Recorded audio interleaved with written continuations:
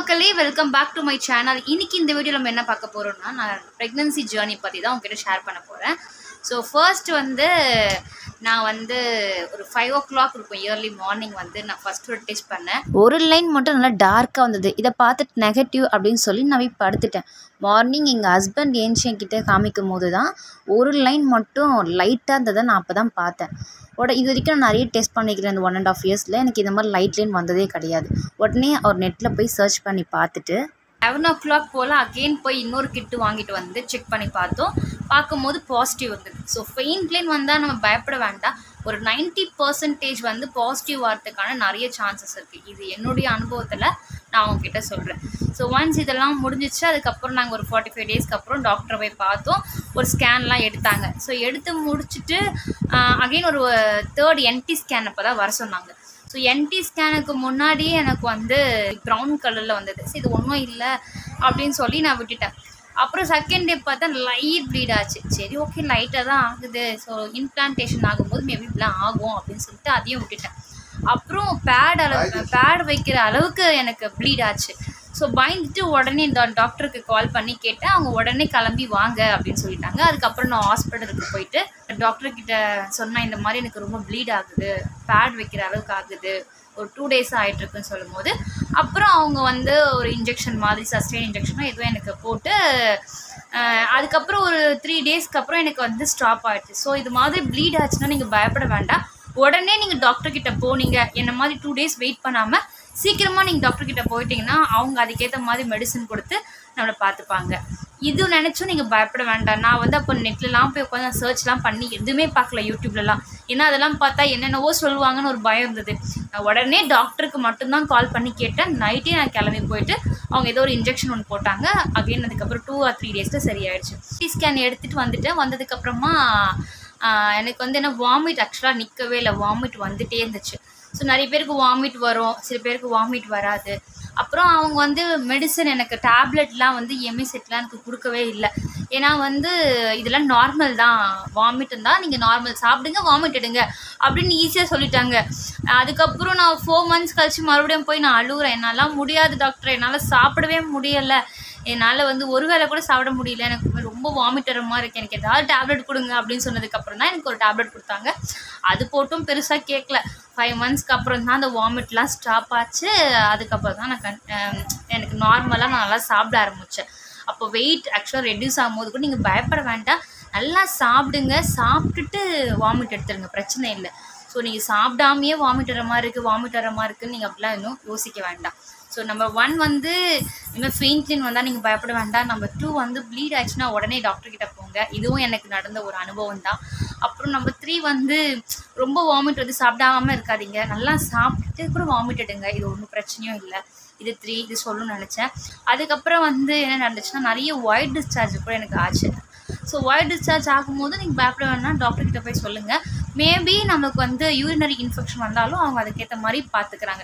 நம்மளுக்கு இச்சிங் வந்தால் தான் யூரினரி இன்ஃபெக்ஷன் இருக்குன்னு கிடையாது. ஸோ எனக்கு எந்த இச்சிங்குமே எதுவுமே வரல. ஆனால் டாக்டர் யூரின் இன்ஃபெக்ஷன் டெஸ்ட் கொடுக்கும்போது எனக்கு இன்ஃபெக்ஷன் இந்த மாதிரி வந்தது. ஸோ அதுக்கும் எனக்கு டேப்லெட் கொடுத்தாங்க. ஸோ நம்ம ரொம்ப பயப்பட தேவையில்லை. ஐயோ இது இருக்குமோ, நம்ம நெட்டில் போய் சர்ச் பண்ணால் தான் நம்ம ரொம்ப பயப்படுவோம். ஒரு சிலதை பார்த்துட்டு நம்ம விட்டுருணும். நம்ம ஓவராக தேட ஆரம்பிப்போம். அப்புறம் கமெண்ட் கூட போய் பார்க்க ஆரம்பிப்போம். ஸோ நீங்கள் அந்த மாதிரிலாம் எதுவுமே பார்க்காதீங்க, நார்மலாகவே இருங்க. எதுனா ஒன்றுனா டக்கு நம்ம டாக்டர்கிட்ட கேட்டாலே அவங்களே நமக்கு எல்லாத்துக்குமே நமக்கு பார்த்துப்பாங்க. நம்ம நெட்டில் பார்த்துட்டு பயந்து நமக்கு பிபி தான் அதிகமாகிடும். ஸோ பிபி அதிகமாச்சுன்னா ரொம்பவே கஷ்டம், அதுவும் ஃபஸ்ட்டு 3 monthsல.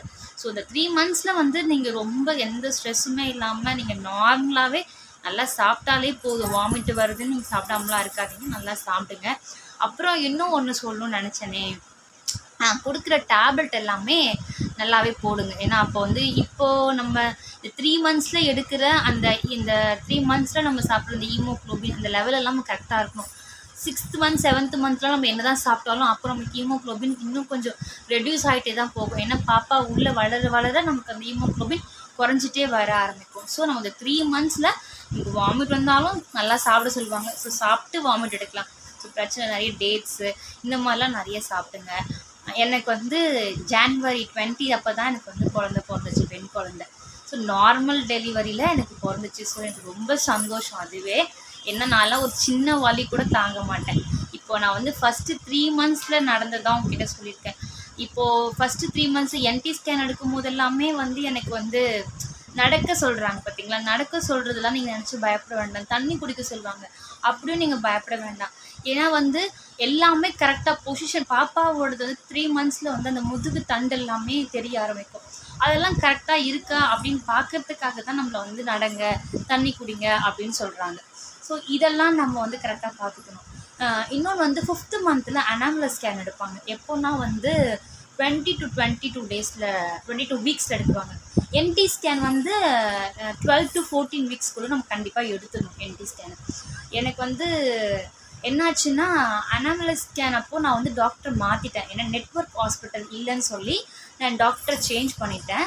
அப்போ தாம்பரத்தில் அன்னையூர் ஹாஸ்பிட்டல் ஒன்று இருக்குது. ஸோ அங்கே தான் நான் வந்து என்னோடய டெலிவரி பார்த்தேன்.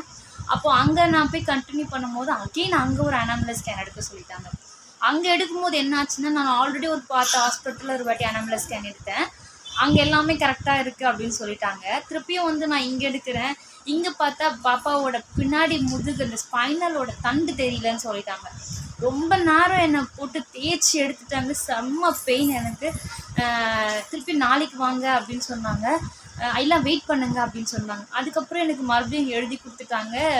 மயிலாப்பூரில் போய் ஒரு பெரிய ஸ்கேன் மெடி ஸ்கேன் ஒரு இருக்குது, அங்கே போய் எடுத்துகிட்டு வாங்கன்னு. ரொம்ப பயமாயிடுச்சு. என்னடா இது 2 டைம்ஸ் கிட்ட நம்ம எடுத்துட்டோமே அப்படின்னு சொல்லி. எனக்கு ஃபர்ஸ்ட்டு பேபியாக தான் இப்போ தான் பிறந்துச்சு. ஸோ ஃபர்ஸ்ட்டுன்றதுனால இன்னும் கொஞ்சம் பயமாக இருக்கும்ல, பயம் அதிகமாகிடுச்சு. அப்புறம் மெடி ஸ்கேனுக்கு போய் நாங்கள் உடனே எழுதி கொடுத்தாங்க. அங்கே போய் நான் போய் எடுக்கிறேன். அங்கேயும் எனக்கு தெரியவே இல்லை. தண்ணி குடிக்க சொல்கிறாங்க, நடக்க சொல்கிறாங்க. பாப்பாவோட பொசிஷன் மாறவே இல்லை, ஒரே பொசிஷனில் தான் இருக்குது அப்படின்னு சொல்லிட்டாங்க. இன்னும் பயம். இசப்பான்னு ப்ரேயர் பண்ணிகிட்டே நான் இருந்தேன். அதுக்கப்புறம் லாஸ்ட்டாக வந்து அவங்களும் எழுதி கொடுத்துட்டாங்க, நாளைக்கு வாங்க அப்படின்னு எழுதி கொடுக்கும்போது ஃபைனலாக ஈவினிங் ஆகிடுச்சு. அப்போது ரொம்ப வயசானவங்க ஒருத்தங்க வந்து அவங்க ஒரு வாட்டி பார்த்தாங்க. பார்த்ததுக்கப்புறம் ரொம்ப தேய்ச்சி பார்த்துட்டு எனக்கு 2 இடமும் வயிறே அப்படி ரெட்டிஷாக ஆகிடுச்சு. அப்புறம் அவங்க வந்து பார்த்துட்டு சொன்னாங்க, தெரியுதுன்னு சொல்லி எரரில் எடுத்து கொடுத்தாங்க அந்த ஸ்கேன் ரிப்போர்ட். அந்த இடம் மட்டும் நான் உங்களுக்கு அதை அட்டாச் பண்ணுறேன் பாருங்கள். அப்போ தான் எனக்கு நிம்மதியாக ஆச்சு. ஸோ 3 டைம்ஸ் கிட்ட நான் வந்து அனாமலஸ் ஸ்கேன் எடுத்தேன். ஏன்னா இருக்கிறதுலே ரொம்ப முக்கியமானது அனாமலஸ் ஸ்கேன். ஸோ நம்ம ரொம்ப பயப்பட வேண்டாம். நான் ரொம்ப பயந்தேன். ஸோ அதுக்காக தான் ஷேர் பண்ணுறேன். ஸோ நிறைய இப்போ ஸ்கேன் சென்டர் இருக்குது. இது ரொம்ப முக்கியமானது NT scan, anomalous scan, growth scan. So இதை மட்டும் நீங்கள் நல்ல ஹாஸ்பிட்டலில் நல்ல ஸ்கேன் சென்டரில் நீங்கள் கண்டினியூ எடுத்து பாருங்கள். அதான் ரொம்பவே நல்லது. இன்னும் நெக்ஸ்ட்டு பார்ட் 2ல் இதுக்கப்புறம் நான் கண்டினியூ பண்ணுறேன். ஏன்னா இந்த வீடியோ பெருசாக லென்த்தாக போயிடும்.